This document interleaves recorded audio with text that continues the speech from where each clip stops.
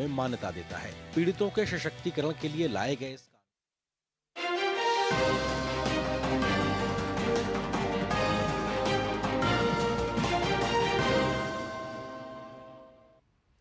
नमस्कार, 12 बजे के समाचार बुलेटिन में आप सभी का स्वागत है। मैं हूं आपके साथ भावना नैयर। शुरुआत करते हैं बुलेटिन की हेडलाइंस के साथ। ओम बिरला एनडीए की तरफ से लोकसभा अध्यक्ष पद के उम्मीदवार, अब से कुछ देर में दाखिल करेंगे नामांकन। वहीं विपक्ष ने मांगा उपाध्यक्ष पद।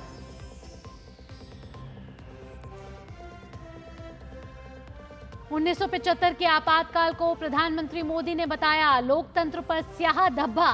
कहा, आपातकाल लगाने वालों को संविधान से लगाव का दिखावा करने का कोई अधिकार नहीं।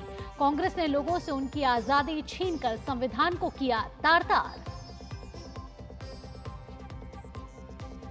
दिल्ली हाईकोर्ट आज शराब नीति मामले में दिल्ली के मुख्यमंत्री अरविंद केजरीवाल की रिहाई पर सुनाएगी फैसला।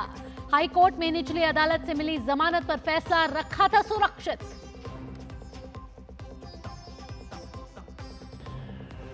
दिल्ली समेत उत्तर भारत के कई राज्यों में बारिश और मानसून के कारण गर्मी से मिली राहत।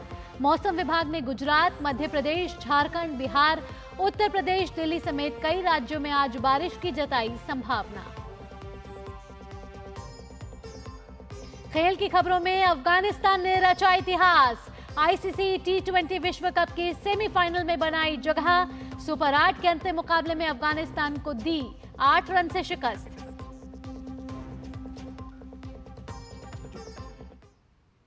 हेडलाइंस के बाद अब खबरें विस्तार से। 18वीं लोकसभा के अध्यक्ष पद के लिए ओम बिरला एनडीए के उम्मीदवार होंगे। उन्होंने इस पद के लिए नामांकन अब कुछ ही देर में वे दाखिल करेंगे। इससे पहले आज एनडीए की अहम बैठक हुई। इस बैठक में लोकसभा अध्यक्ष के नाम पर चर्चा हुई थी। यह बैठक प्रधानमंत्री मोदी की अध्यक्षता में हुई। बैठक में केंद्रीय मंत्री अमित शाह, जेपी नड्डा, राजनाथ सिंह और ओम बिरला शामिल हुए।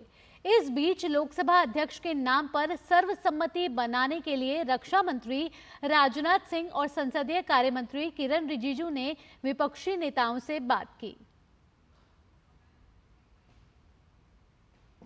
आइए बढ़ते हैं अगली खबर की ओर। बीएसपी प्रमुख मायावती ने संसद में विपक्ष द्वारा संविधान की कॉपी दिखाई जाने के मामले में अपनी प्रतिक्रिया दी है। बीएसपी प्रमुख ने कहा है कि सत्ता पक्ष और विपक्ष एक ही थाली के चट्टे बट्टे हैं और इन दोनों ने मिलकर इस संविधान को जातिवादी, सांप्रदायिक और पूंजीवादी संविधान बना दिया है।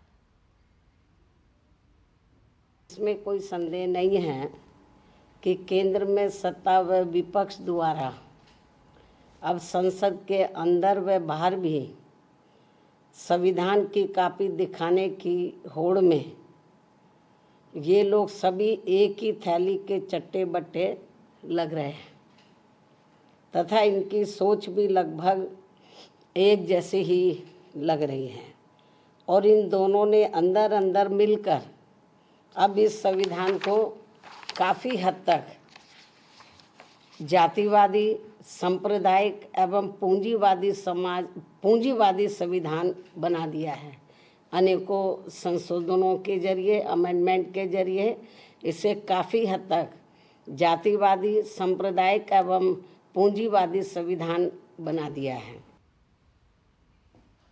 बुलेटिन में आगे बढ़ते हैं। परीक्षा सुधारों पर केंद्र की उच्च स्तरीय समिति की पहली बैठक सोमवार को हुई।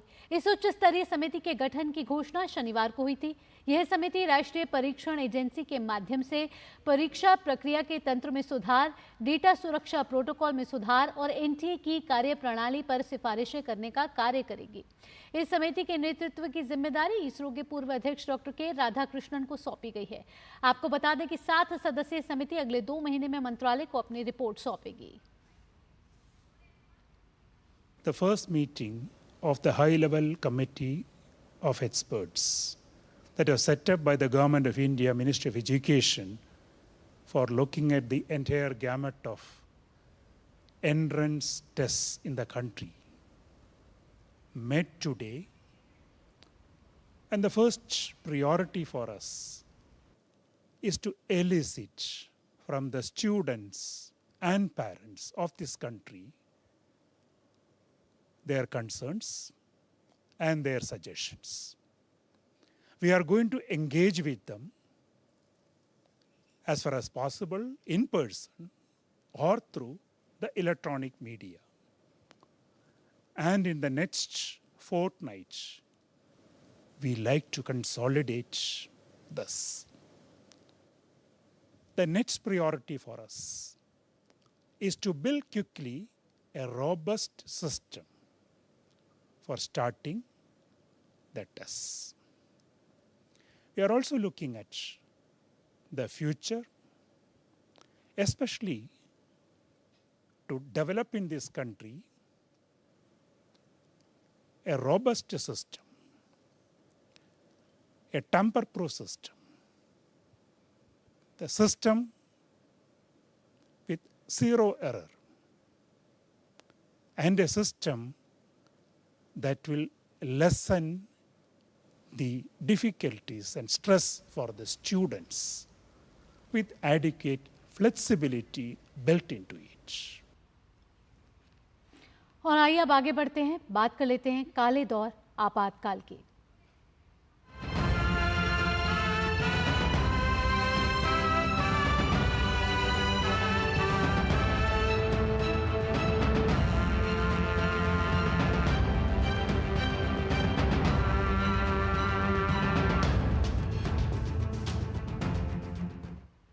उन्नीस में आज ही के दिन देश में लोकतंत्र की हत्या कर आपातकाल लगाया गया था। कांग्रेस की इंदिरा गांधी शासित सरकार ने विपक्ष के सभी नेताओं को जेल में ठूंस दिया था। आम नागरिकों से उनके अधिकार छीन लिए गए थे, साथ ही अखबारों पर सेंसरशिप लगा दिया गया था। इस स्याह दिन को याद करते हुए आज भारतीय जनता पार्टी आपातकाल के खिलाफ राष्ट्रव्यापी कार्यक्रम की शुरुआत करेगी, जिसके तहत कांग्रेस के अधिनायकवाद और संविधान के प्रति उसकी अवहेलना को उजागर करेगी। भाजपा अध्यक्ष जेपी नड्डा आज नई दिल्ली स्थित पार्टी मुख्यालय में लोकतंत्र के काले दिन शीर्षक में मुख्य कार्यक्रम को संबोधित करेंगे।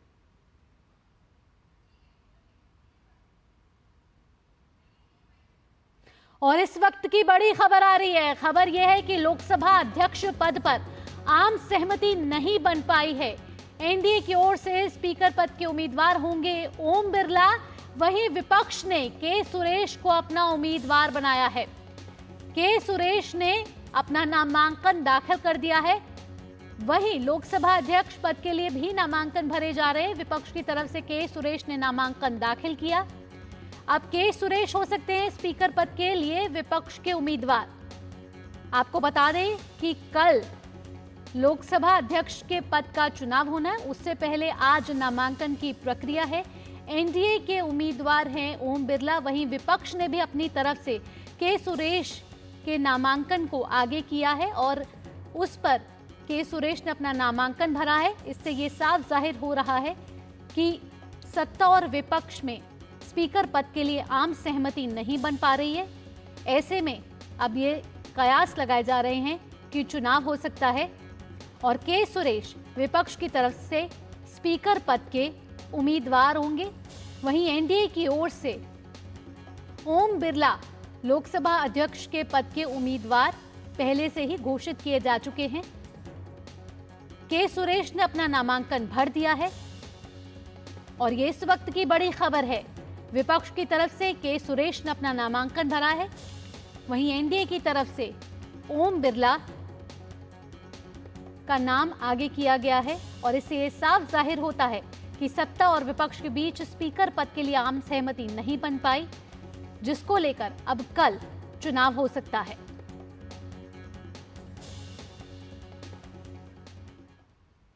और बुलेटिन में आगे बढ़े। प्रधानमंत्री नरेंद्र मोदी ने साल 1975 में देश में लगाए गए आपातकाल को लोकतंत्र का काला दिन बताया है।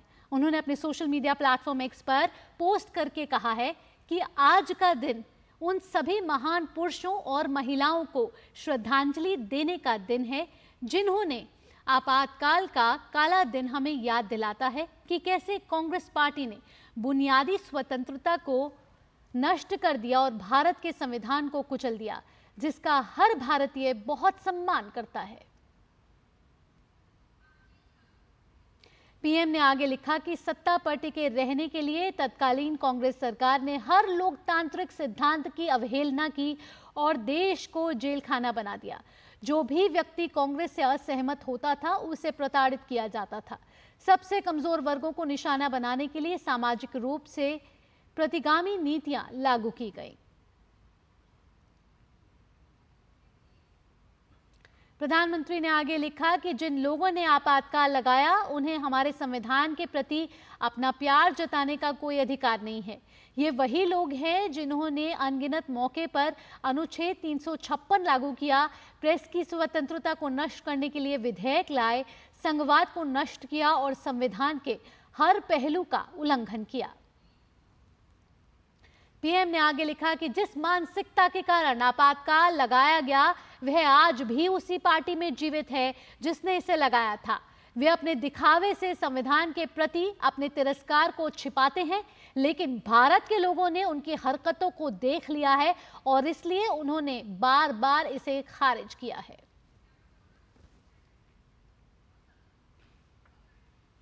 प्रधानमंत्री नरेंद्र मोदी ने आपातकाल को एक अप्रत्याशित अवसर बताया था, जिसने उन्हें राजनीतिक स्पेक्ट्रम में नेताओं और संगठनों के साथ काम करने का मौका दिया, जिससे उन्हें विभिन्न विचारधाराओं और दृष्टिकोणों से रूबरू होने का मौका मिला।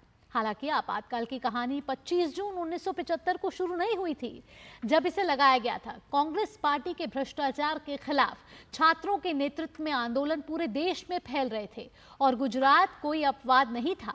1974 में गुजरात में नवनिर्माण आंदोलन के दौरान नरेंद्र मोदी ने देश में बदलाव लाने में छात्रों की आवाज की शक्ति को प्रत्यक्ष रूप से देखा। आरएसएस के युवा प्रचारक के रूप में उन्हें अपने जोशीले भाषणों के माध्यम से युवा आंदोलन को आवाज देने के लिए अखिल भारतीय विद्यार्थी परिषद में नियुक्त किया गया था। इस मौके पर उन्होंने लिखा था कि जब कर्तव्य ने पुकारा तो कदम कदम बढ़ गए, जब गूंज उठा नारा भारत माता की जय, तब जीवन का मोह छोड़ प्राण पुष्प चढ़ गए।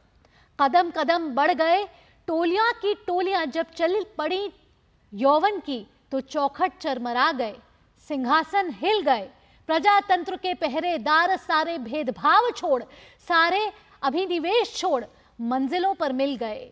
चुनौती की हर पंक्ति को सब एक साथ पढ़ गए, कदम कदम बढ़ गए। सारा देश बोल उठा जय प्रकाश जिंदाबाद, तो दहल उठे तानाशाह। भ्रकुटियां तन गईं, लाठियां बरस पड़ी सीनों पर माथे पर।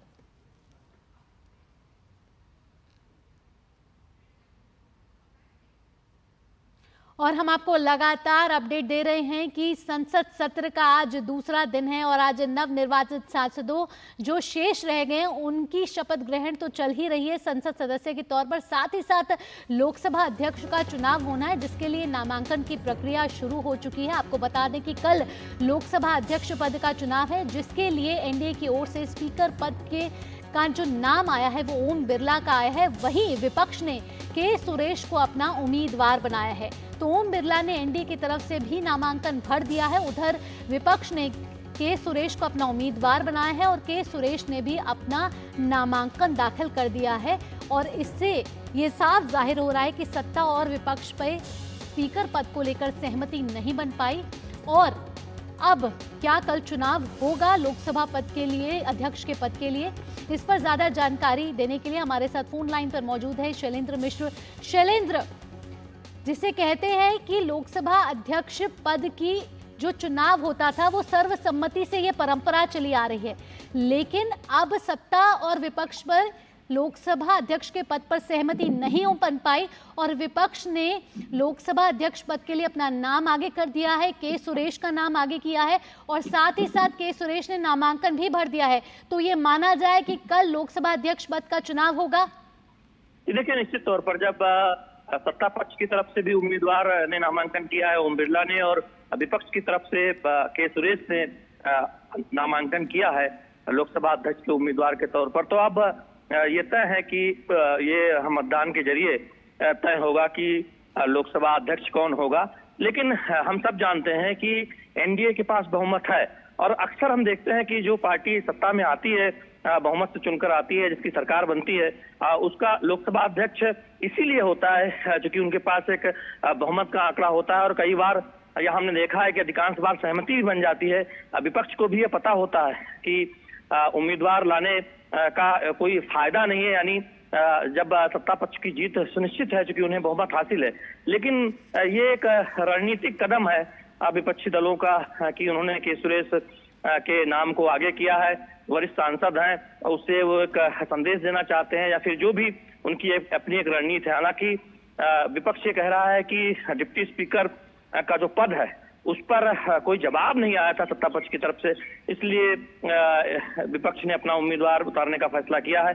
लेकिन हम सब जानते हैं कि सत्ता पक्ष के पास बहुमत है और सत्ता पक्ष की तरफ से कायम सहमति बनाने की कोशिश भी हुई थी। और एक आप देखें, संसदीय लोकतंत्र का एक इतिहास भी रहा है कि सर्वसम्मत से, आम सहमति से जो लोकसभा अध्यक्ष हैं उनका चुनाव होता रहा है।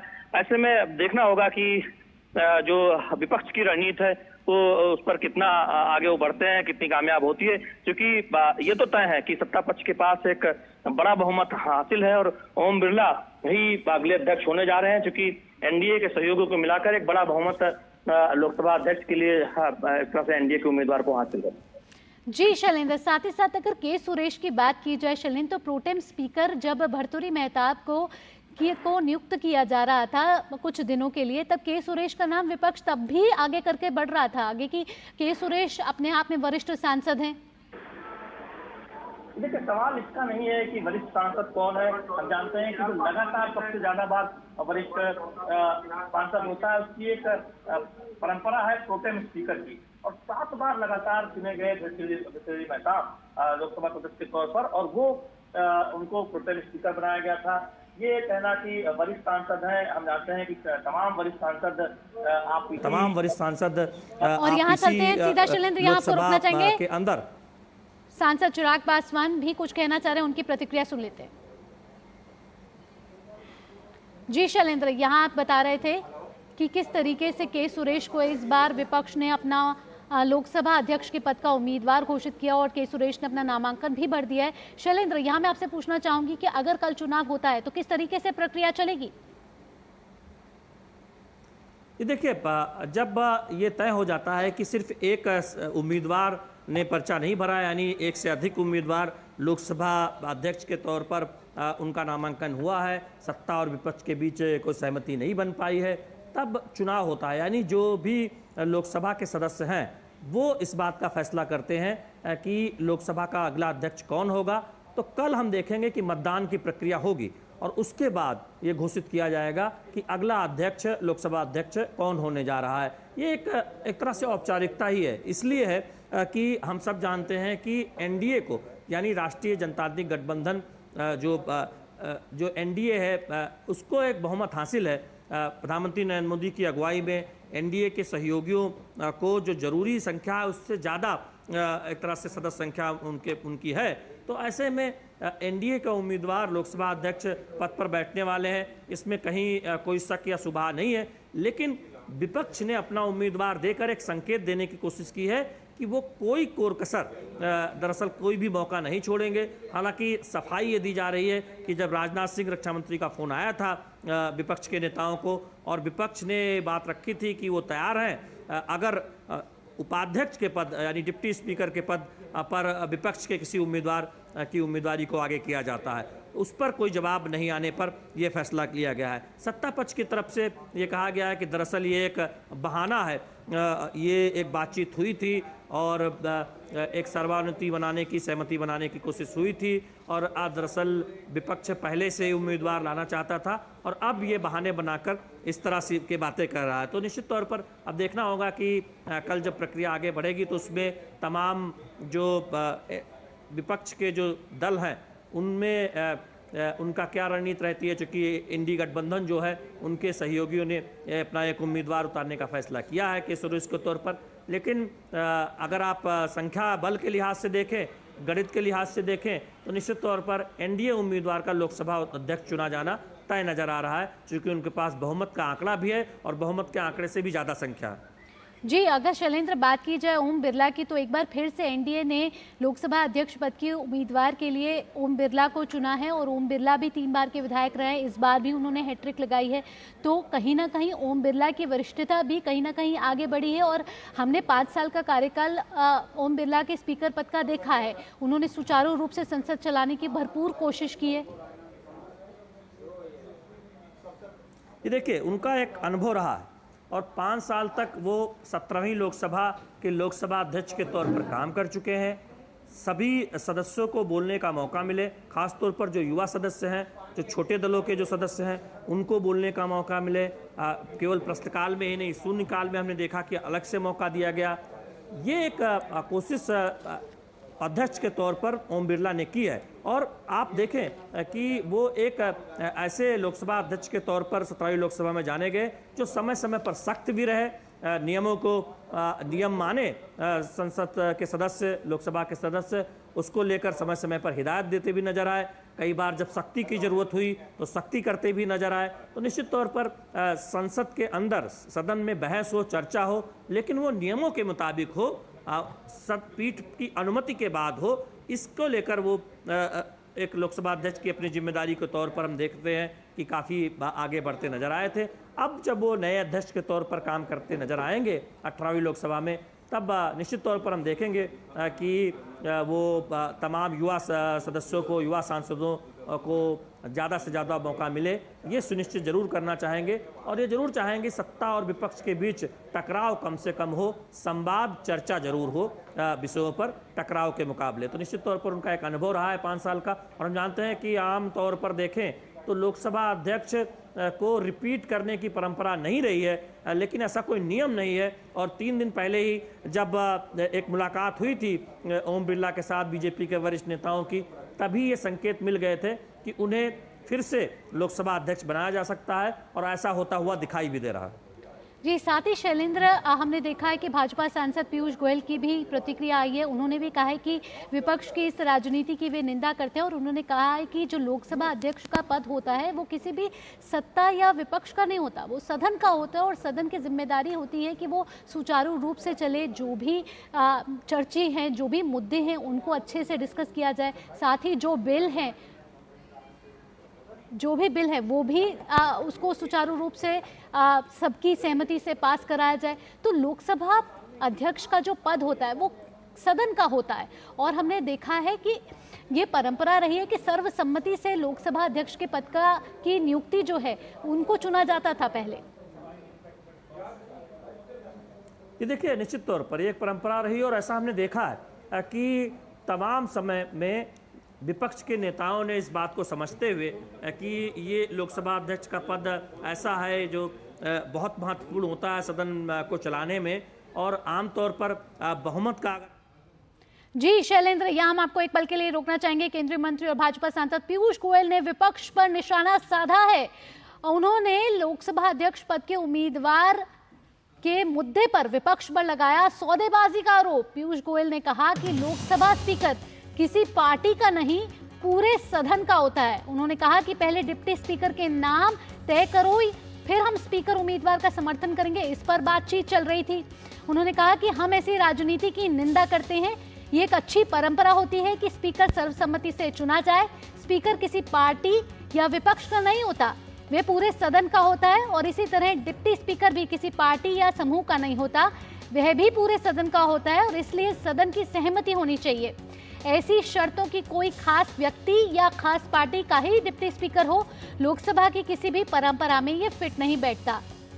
तो पीयूष गोयल की ये प्रतिक्रिया आ रही है जिसमें उन्होंने विपक्ष पर करारा निशाना साधा है। उन्होंने कहा है कि विपक्षी राजनीति की हम निंदा करते हैं और आपको बता दें कि कल लोकसभा अध्यक्ष के पद का चुनाव होना है और विपक्ष ने अपना लोकसभा अध्यक्ष का उम्मीदवार के सुरेश को घोषित किया है। के सुरेश ने अपना नामांकन भर दिया है। इस पर पीयूष गोयल की प्रतिक्रिया आई है और उन्होंने कहा है कि आप कि जो विपक्ष की ये राजनीति है उसकी वो निंदा कर रहे हैं और साथ ही साथ उन्होंने कहा कि लोकसभा अध्यक्ष का जो पद होता है वो किसी सत्ता या विपक्ष का नहीं होता, वो पूरे सदन का होता है।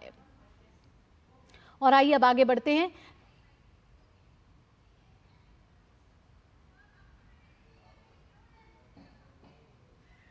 उपाध्यक्ष कौन होगा वो पहले तय करें, फिर अध्यक्ष के लिए समर्थन मिलेगा।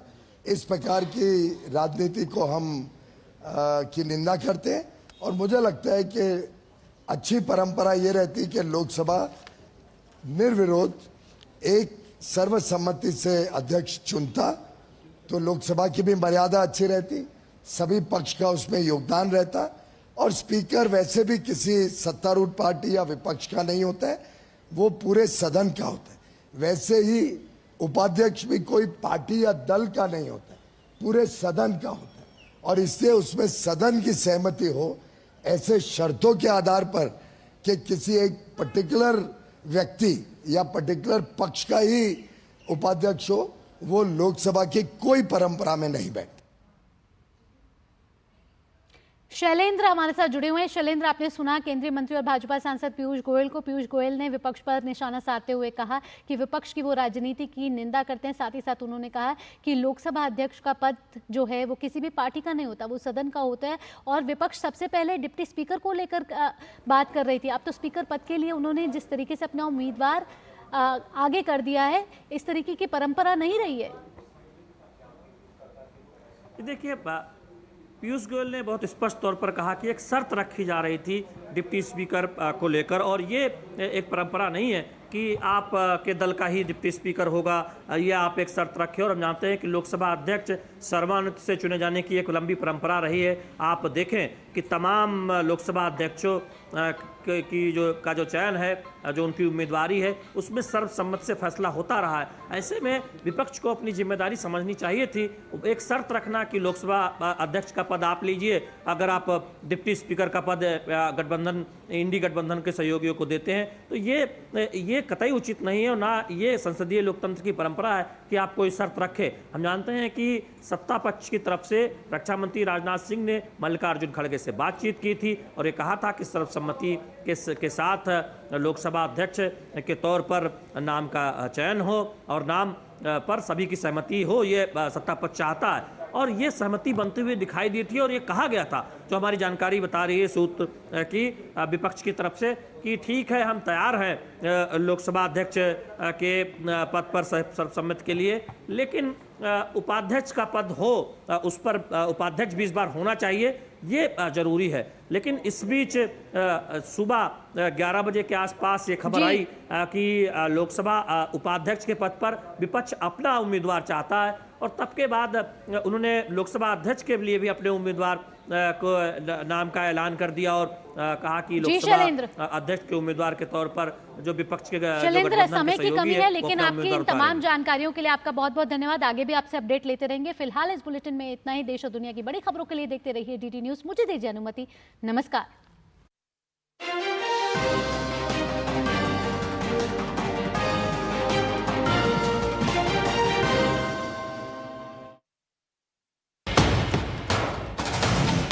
कश्मीर से कन्याकुमारी तक,